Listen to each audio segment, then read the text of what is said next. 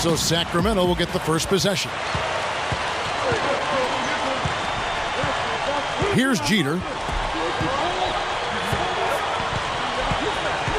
Cousins with a screen on Fisher. Here's Jeter. He's covered by Fisher. 4 on the shot clock. Shoots from 12. The shot's good from Evans. Evans has got the scoreboard going with his first points of the night for the Kings. And talking about the Kings, actually, Steve, the worst home record in the entire league. Isn't that amazing? When you think back a few years ago, and Sacramento was generally regarded as the toughest venue in the NBA. But times have changed. Sacramento in a downturn, and they're trying to turn things around now. One way to do that is to take care of your home floor. And now Doris Burke has an update from the sideline. Kevin, Mike Brown and I shared a few moments. When I asked him where they might have an advantage today, he said, we've got the shot blockers to make things very hard on them when they bring it into the paint. And that's what we plan to do. Gentlemen? Thanks, Doris. Well, guys, give us your thoughts on that. Well, you know what? I think the game plan for a lot of teams, really good teams, starts with good D. So it's pretty much what I expected to hear. And for this club, that's the way it should be. I mean, they need to send a message defensively right away. When you take it to your opponents on the defensive end of the floor, it sets the tone early. And here is Cousins.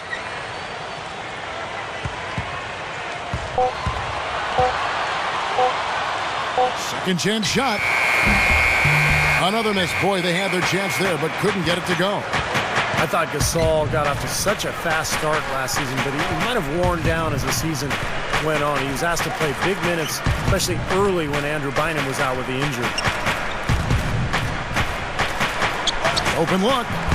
Short, but good off the ice. You know, taking it to the rim against such a smaller defender is usually going to work out just fine. And then, of course, for Paul Gasol in the playoffs, a lot of disappointment with his play, Clark. A game, in fact, or two where he even got booed at the Staples Center. Yeah, you never like to see that, but he clearly did struggle in the playoffs. And he's extremely gifted, but some have tended to try to question his mental toughness or killer instinct. And I quite honestly think it's unfair. He's got a disposition and demeanor that lends itself to that kind of criticism. But anytime you can perform the way he has, that's impressive. And it actually helps him, the fact that he's got a deferring type of personality, to be an ideal number 2 guy for the Lakers, with Kobe Bryant being the obvious lead dog there. So it's a good fit, I think. That's interesting.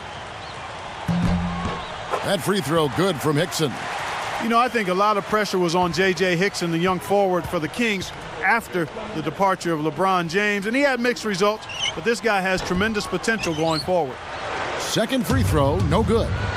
Going back to J.J. Hickson, Clark, he and Coach Byron Scott butted heads periodically over the course of the season, really leaning on him to make a difference, Steve, at both ends of the floor. Well, as a young player, J.J. at times struggled on the glass, maybe lost attention defensively at times, and really trying to lay the groundwork at an early age to make sure J.J. Hickson knew and understood what makes a great low-post player.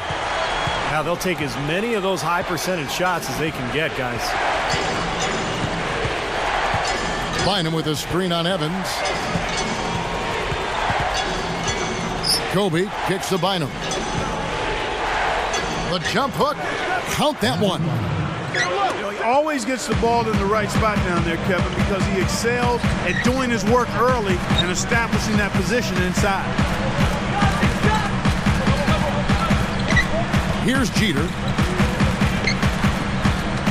Backing down is Hickson. Here's Jeter. Over Fisher. On the mark from 16 feet out. Here's Kobe. It's a 3-point game. Outside Gasol. Fisher. Moving the ball well. Backing down is Bryant. Over Evans. Evans with some nice D. They really depend on him to convert those chances. A lot of times, even with solid D draped on him, they expect him to make it. Jeter. Shot misses. And the Lakers go with it the other way. First opportunity here in their inaugural game of the season to go up against Sacramento. And as you'd expect, they pretty much handled this team a year ago. The jump hook. Rebound by the Kings. Under 8 minutes left to play in the first. Garcia's shot is good. Garcia's got his first 2 points. Clark, opposite ends of the conference here. The expectations are pretty much the same as last season. Well, Kevin, you never know what's going to happen. You don't know where the upsets will take place, but they do occur pretty much all the time. Here's Jeter.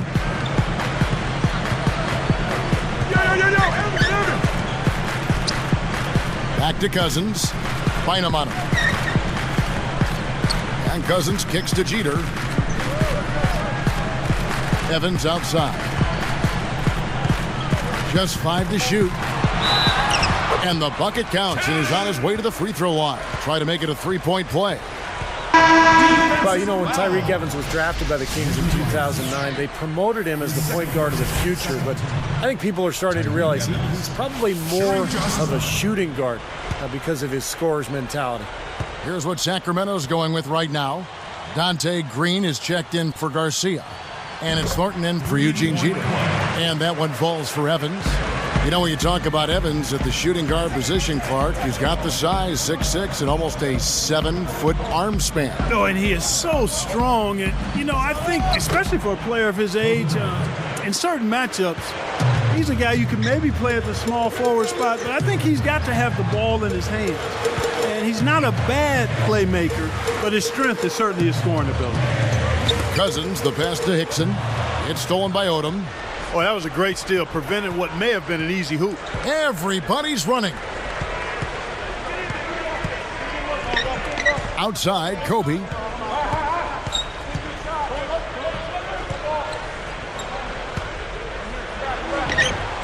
On the money. Kobe's got 6.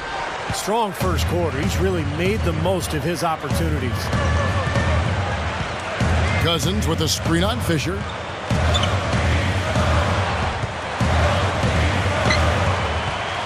Fires at the elbow. And the jumper is good. Cousins has got his first bucket of the night. So timeout called here, the first for Los Angeles.